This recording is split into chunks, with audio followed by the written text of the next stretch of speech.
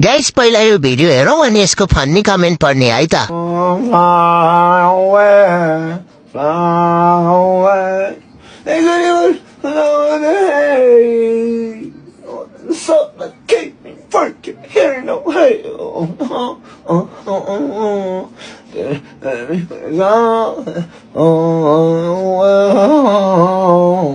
रुको जरा सबर करो। लौ परमेश्वर दुधको दुध पानीको पानी छुट्याउनु पर्यो, लास्टमा के जोहाना आउँदो रहेछ। मम्मी जोगी आयो सिधा निकालिदिनु त। यति जाब त बाख्रालाई 2-4 लौरा हानेपछि पनि कराउँछ हौ। अच्छा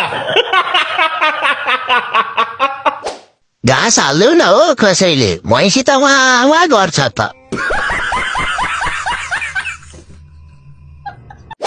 गाँजासम्म त ठिकै हो, धतुरो नै खाएपछि त कन्ट्रोल गर्न सकिन्न रहेछ। पहिला हगेर आएर गाए पनि हुने बिचरा। खत्म, बाय बाय, टाटा।